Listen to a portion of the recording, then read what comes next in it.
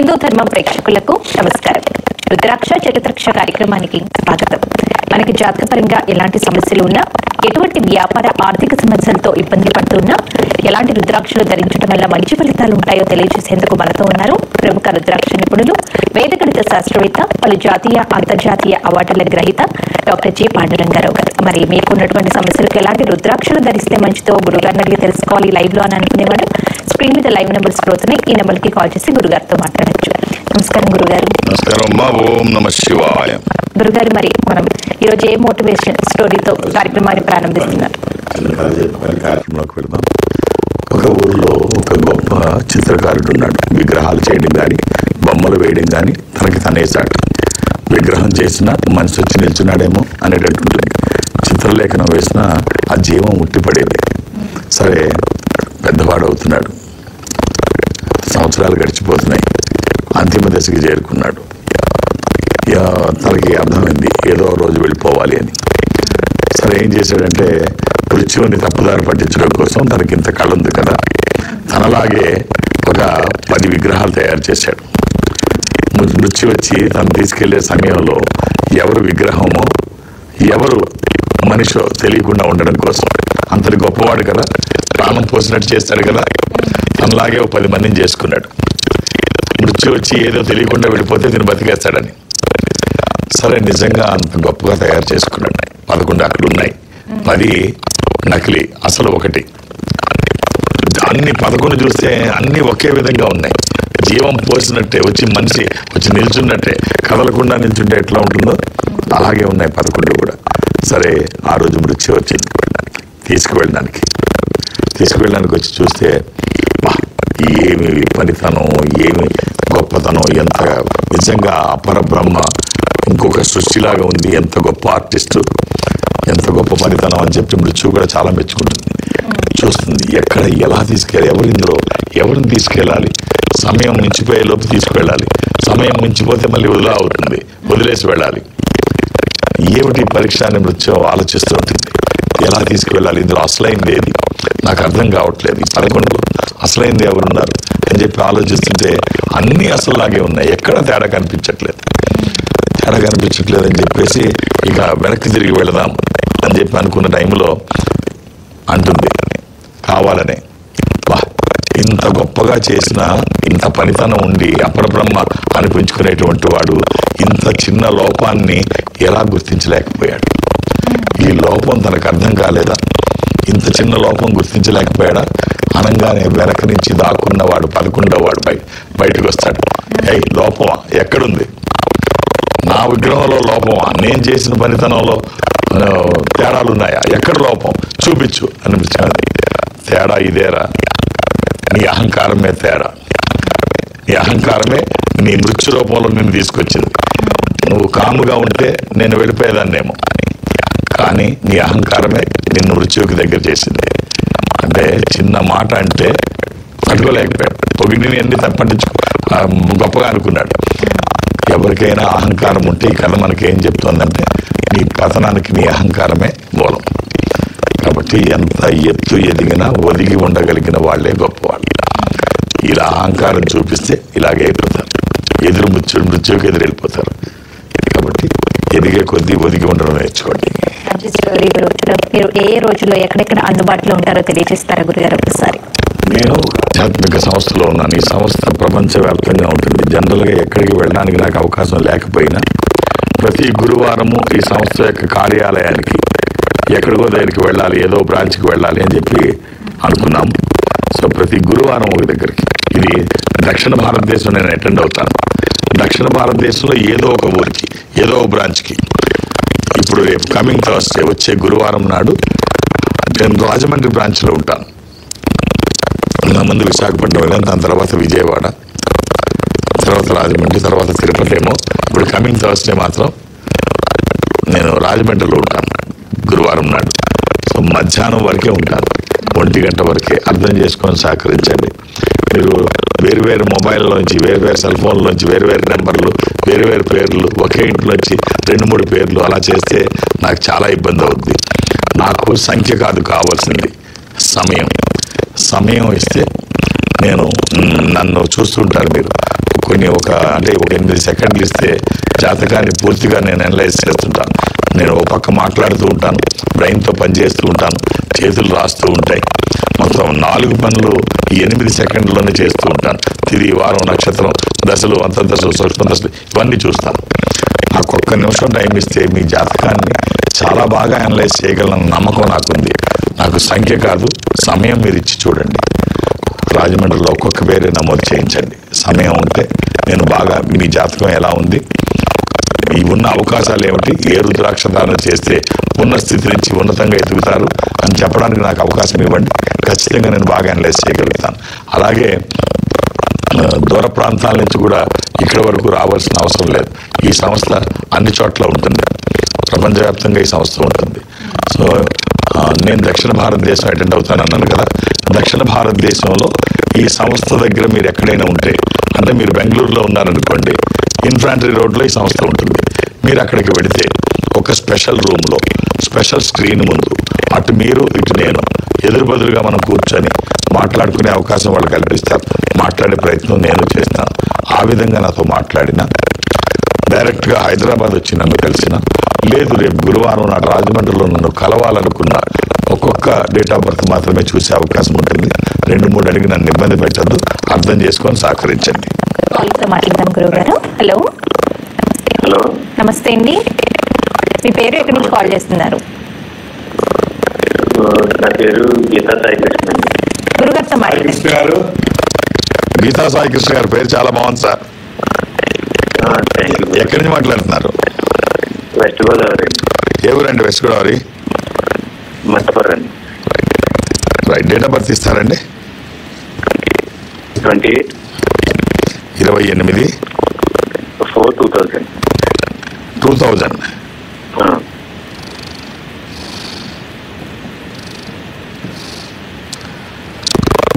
శుక్రవారం పుట్టినట్టు తెలుసా అండి? శుక్రవారం తెలియదండి. అలాగే ఇది దశమి కృష్ణపక్షము, ఇది మకర రాశి, వెంకటేశ్వర స్వామి జన్మ నక్షత్రం శ్రవణం. సో ఏం చేస్తున్నారు మీరు? నేను ఉద్యోగం చేస్తాను, ప్రైవేట్గా లెక్చరర్గా జాబ్ చేస్తాను. ఓ, ఫ్యాకల్టీ. ఏ సబ్జెక్ట్ అండి? బాట్నీ చెప్తాను సార్. ప్రైవేట్ కాలేజా, గవర్నమెంట్ కాలేజా? ప్రైవేట్. Okay okay. ప్రైవేట్లో పిండేస్తారు కదండి. అవునండి. రుద్రాక్ష చెప్తాను, వీలైతే వేసుకోండి. ఒక్క ద్వాదశముఖి రుద్రాక్ష కానీ అష్టముఖి కానీ ఈ రెండిట్లో ఏదైనా ఒక్కటి చాలు. ఈ ద్వాదశముఖి ద్వాదశ ఆదిత్య స్వరూపము, అంటే సూర్య స్వరూపం. ఉన్నతమైన స్థితి కోసము, అనారోగ్య సమస్యలు లేకుండా బ్రైట్ ఫ్యూచర్ కోసం. అది కుదరకపోతే అష్టముఖి, ఇది గణపతి స్వరూపం. విఘ్నాలు లేకుండా ముందుకు వెళ్ళడానికి, నిర్విఘ్నంగా అన్ని పనులు చేసుకోవడానికి. ఈ రెండిట్లో ఏదైనా ఒక్కటి వేసుకోండి, ఏది వీలైతే అది. ఎలాంటి నియమాలు లేవు, 24/7 ఎప్పుడూ వేసుకోవచ్చు. All the best. మాట్లాడదాం గురువుగారు. హలో హలో, నమస్తే అమ్మా. మీ పేరు ఎక్కడి నుంచి కాల్ చేస్తున్నారు? నేను వరంగల్ నుంచి కాల్ చేస్తున్నామ్మా. చంద్రకళ నా పేరు. గురుగారితో మాట్లాడండి. అమ్మా, ఓం నమ శివాయ. ఓం నమ శివాయ. గురుగారి పాదాలకు వందనాలండి. ఏమిటమ్మా, ఎవరి కోసం అమ్మా? మా ఆయన గురించి అండి. అమ్మా, డేట్ ఆఫ్ బర్త్ ఇస్తారా? 22/3/3 1970. అమ్మా, వారు ఏం చేస్తారమ్మా? ఈ ఎలక్ట్రీషియన్ వర్క్ చేస్తాడండి. చేస్తాను. ఇప్పుడు 30 సంవత్సరాలు మాకు పెళ్ళి, ఇంతవరకు ఏ మాత్రము. ఆదివారం పుట్టినట్టు తెలుసా అమ్మా? ఆదివారం పుట్టినట్టు తెలుసా? ఆదివారం మా అత్తయ్య చెప్పింది, మధ్యాహ్నం అని చెప్పింది. ఆ రోజు పున్నమి రోజు కూడా నమ్మది.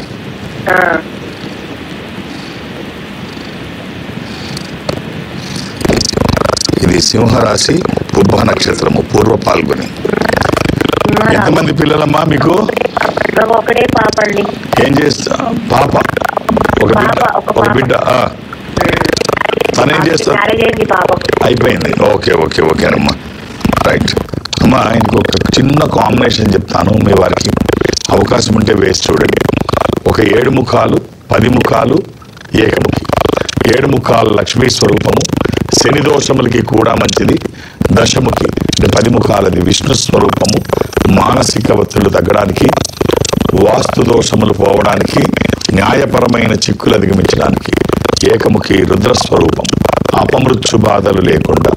ఈ 3 కలిపి, లేకపోతే 3 ఏదన్నా ఒకటి మీకు ఎలా వీలైతే అలా అని ఏది పడితే అది వేయకండి. దురదృష్టం రుద్రాక్షల్లో 100కి 99 నకిలీ ఉంటాయి. ఒక్కటైనా మంచిది వేయగలిగితే ఆ వచ్చే ఫలితం ఒక అద్భుతం. All the best. కాల్తో మాట్లాడదాం గురుగారు. హలో హలో, నమస్తే అమ్మా, మీ పేరు ఎక్కడి నుంచి కాల్ చేస్తున్నారు? మేము రాజమండ్రి నుంచి అండి. గురుగారితో మాట్లాడదాం. అమ్మా ఓం నమ శివాయ. నమస్కారం గురువు గారు. ఓం నమ శివాయ. ఎలా ఉన్నారమ్మా? బాగానే ఉన్నాం సార్. అమ్మా చెప్పండి. గురుగారు, చెప్పాలి. మా పాప కొంచెం మాట వింటలేదు గురుగారు. మాట వింటలేదు. తన 10th కూడా ఒకటి ఫెయిల్ అయింది గురుగారు. అయ్యో, ఒకసారి అమ్మా డేట్ ఆఫ్ బర్త్ ఉందా? డేట్ ఆఫ్ బర్త్ ఉంది గురుగారు. 2009 డిసెంబర్ 23 గురుగారు. 23 డిసెంబర్.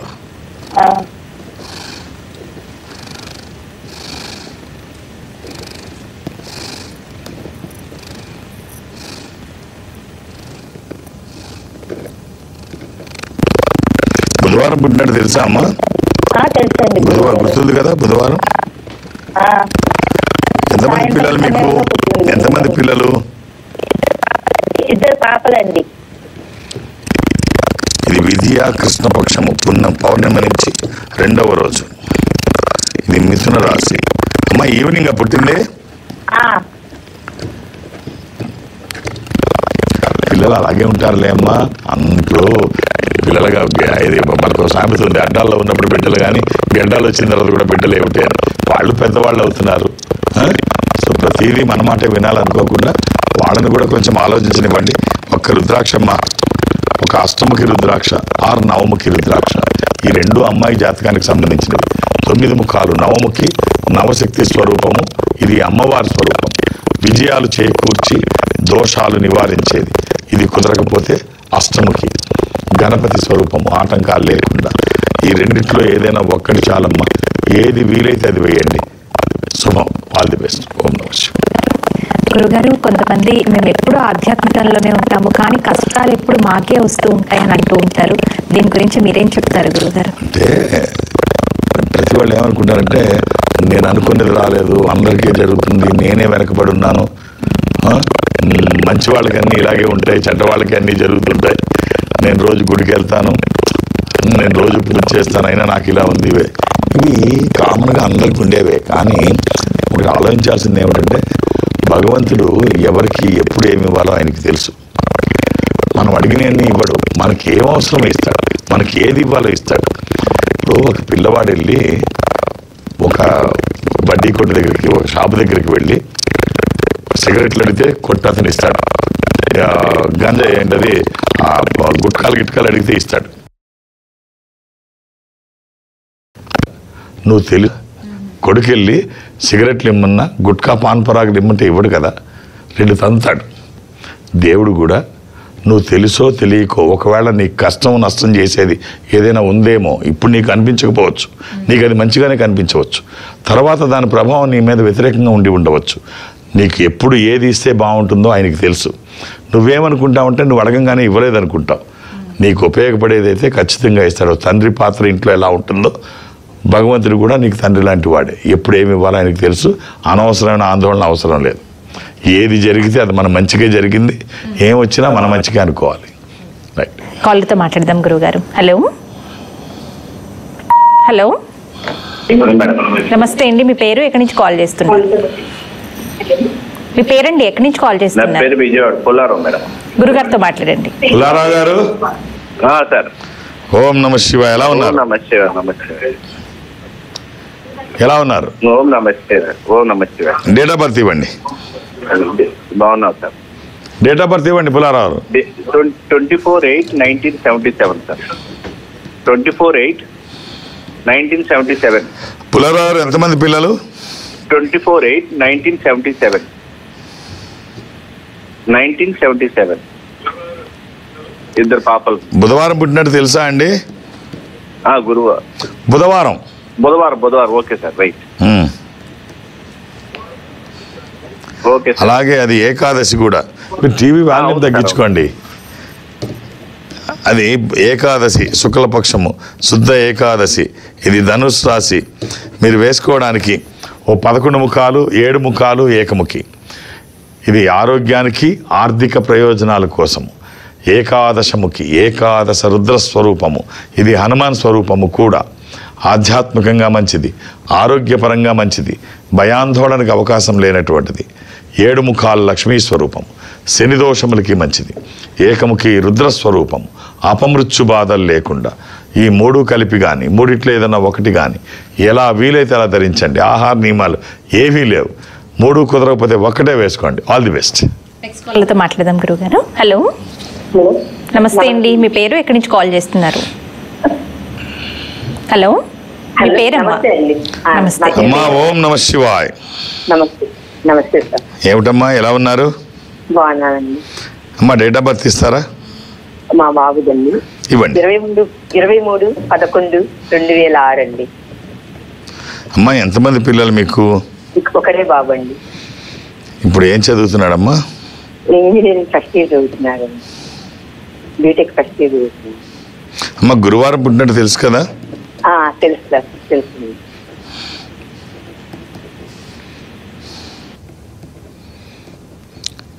ఇది విధియ కృష్ణపక్షము, బహుళ విధియ. ఇది వృశ్చిక రాశి. అమ్మ, అబ్బాయి జాతకం చాలా గొప్పగా ఉందమ్మా. మీరు గర్వపడే స్థాయిలో ఉంది జాతకం. ఓ మంచి రుద్రాక్ష చెప్తాను, వీలైతే ఒక్కటి వేసి చూడండి. ద్వాదశముఖి రుద్రాక్ష. ఇది సూర్యస్వరూపము, ద్వాదశ ఆదిత్య స్వరూపం. ఉన్నతమైన స్థితి కోసము, అనారోగ్య సమస్యలు లేకుండా బ్రైట్ ఫ్యూచర్ కోసము. అది కుదరకపోతే నవముఖి అమ్మవారి స్వరూపం. ఈ రెండిట్లో ఏది వీలైతే అది వేయండి. వచ్చిన తర్వాత ఖచ్చితంగా బాగుంటుంది. ఎలాంటి నియమాలు లేవు. 24/7 ఎప్పుడూ వేసుకోవచ్చు. రైట్. మాట్లాడదాం గురుగారు. హలో, హలో, నమస్తే అండి. మీ పేరు ఎక్కడి నుంచి కాల్ చేస్తున్నారు? నా పేరు బుచ్చిరెడ్డి అండి, నల్గొండ జిల్లా. గురుగారితో మాట్లాడండి. ఓం నమ శివాయ అండి. నమశివాయ. ఓం నమ శివాయ. నమస్కారం అండి. నమస్కారం. ఎలా ఉన్నారండి? బాగున్నాను సార్. డేట్ ఆఫ్ బర్త్ ఇస్తారా? మా 13/1/1993 అండి. ఎవరిదండి ఇది, బుచ్చిరెడ్డి గారు? మా బాబుదండి. ఉదయం 9:25 9:30 మధ్య. ఇది సోమవారం అని తెలుసా అండి? బుధవారం సార్. సారీ ఇది బుధవారం అండి. ఐఎమ్ సారీ, బుధవారం.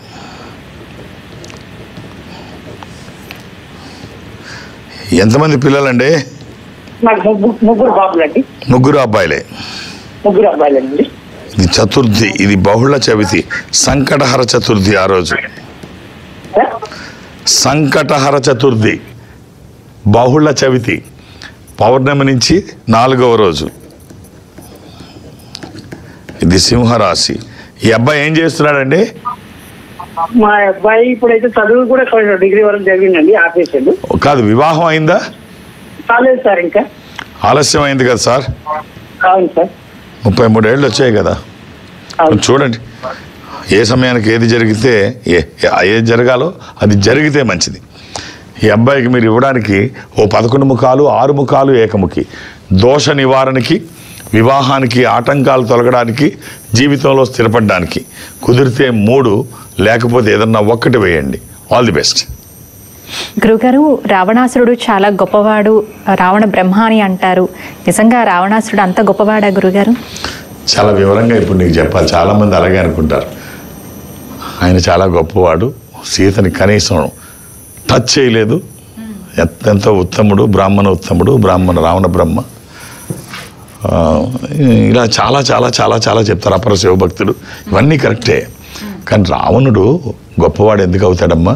ఇప్పుడు తన క్యారెక్టర్ ఏమిటి? విలన్ పాత్ర. మనం మొదటి నుంచి జాగ్రత్తగా గమనించినట్టయితే రావణుడు ఒక కారణం కోసం పుట్టాడు. రావణుడు ఒక కారణం కోసం పుట్టాడు. ఆ పుట్టడం ఎలా పుట్టాడు? విలన్గానే పుట్టాడు. తన పాత్ర ఏమిటి? శ్రీ మహావిష్ణువుని ఇబ్బంది పెట్టడం, తన చేతిలో చనిపోవడం. జయ విజయులని ఇప్పుడు వివరంగా మాట్లాడుకోవడం. జయ విజయులని శ్రీ మహావిష్ణువుకి ద్వారపాలకులు కదా, అందరికీ తెలుసు. వాళ్ళిద్దరూ ద్వారపాలకులుగా ఉంటారు, జయ విజయులు. సౌనకాది మహర్షులు వచ్చినప్పుడు లోపలికి ఎంటర్ అవ్వకపోతే వాళ్ళు శపిస్తారు, మీరు వెళ్ళి భూలోకంలో మానవులే జన్మించండి అని. అప్పుడు శ్రీ మహావిష్ణువుని వేడుకుంటే వీళ్ళు అప్పుడు శాప విమోచనం కల్పించమని శ్రీ మహావిష్ణువే వాళ్ళని అడిగితే, అయ్యా మీ దగ్గర మేమెంత, మీరు ఏదనుకుంటే అది చేయండి అని మునులు చెబితే, అప్పుడు శ్రీ మహావిష్ణువు మీరు నాకు శత్రువులుగా 3 జన్మల్లో నా దగ్గరికి వస్తారా, గొప్ప వ్యక్తులుగా 7 జన్మల్లో నా దగ్గరికి వస్తారా అంటే జయ విజయులు, అయ్యా చెడ్డతనమో దుర్మార్గమో నీచులమో ఏదన్నా కానీ మీతో శత్రుత్వం ఏదైనా కానీ తొందరగా మేము వచ్చేస్తాం 3 జన్మల్లో, 7 జన్మలు మీకు దూరంగా మా వల్ల కాదు అంటే అప్పుడు కృతయుగంలో హిరణ్యాక్ష హిరణ్యకశిపుడు గాను, త్రేతాయుగంలో రావణ కుంభకర్ణాదులు గాను, ద్వాపర యుగంలో దంతవక్షుడు శిశుపాలుడు గాను, ఈ 3 జన్మల్లో వీళ్ళిద్దరూ అవతరిస్తారు. వీళ్ళ ఉద్దేశం ఏమిటి? వీళ్ళ ఉద్దేశం దుర్మార్గం చేయడం, శ్రీ మహావిష్ణువుతో గొడవ పెట్టుకోవడం, రావడం. ఆ రావణుడి క్యారెక్టరు విలన్ క్యారెక్టరే. ఎందుకు సీతను తాకలేదు అంటే, సీతను తాకపోవడానికి ప్రధాన కారణం, ఒకరోజు నలకుబేరుడి భార్య ఊర్వశి, తను రంభ, ఇంకా ఈ రంభ కాదు, దేవలోకంలో రంభ కాదు, నలకుబేరుడు భార్య రంభ, తను చూస్తాడు, రావణుడు చూస్తాడు, ఇంత అందమైన అమ్మాయి, ఈ అమ్మాయిని ఎలా అయినా అనుభవించాలనుకుంటాడు. చెబుతుంది, అయ్యా నేను నీ కూతురు లాంటి దాన్ని, నేను నీ అన్న నలకుబేరుడు కొడుకు కూతుర్ని, మేనల్లుడు భార్యని, సో నేను నీ కూతుర్ని అవుతాను, మేనల్లుడు భార్య నేను నీ కూతుర్ని అవుతాను, ఇది మంచి పద్ధతి కాదు రావణ అని ఎన్ని చెప్పినా వినకుండా అమ్మాయిని బలత్కరిస్తాడు. ఆ అమ్మాయి శ్రోతప్పి పడిపోయి ఉంటే నలకుబేరుడు వచ్చి ఏం జరిగిందనంటే, ఇలా చేశాడు రావణుడు చెప్పినా వినకుండా అంటే, అప్పుడు నలకుబేరుడు శపిస్తాడు, ఇక నుంచి ఏ అమ్మాయిని తనకు వ్యతిరేకంగా, ఇష్టానికి వ్యతిరేకంగా నువ్వు ఎవరైనా ఏదైనా చేస్తే నీ శిరస్సు 1000 ముక్కలైపోతుంది అని.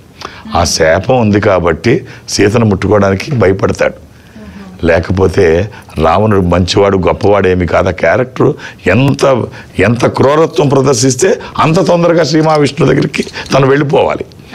కారణం అది. కాబట్టి మంచి గుణాలు ఉండవు. ఆ పాత్ర అంతే. కాబట్టి గొప్పగా అనుకోకర్లేదు, విలనే. మాట్లాడదామండి. హలో మేడం నమస్తే అమ్మా, మీ పేరు ఎక్కడి నుంచి కాల్ చేస్తున్నారు?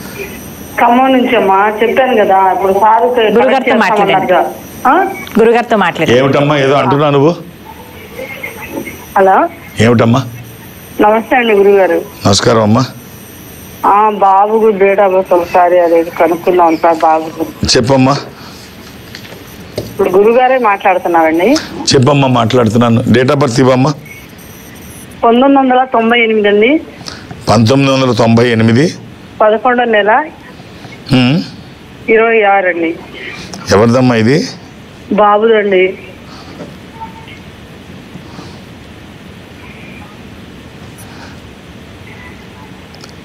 గురువారం నాడు పుట్టినట్టు తెలుసు కదమ్మా? మంగళవారం పుట్టిండి బాబు. ఇది గురువారమేనమ్మా. అమ్మ 26 నవంబరే కదా? 98 1998 11వ నెల 26వ తారీఖు.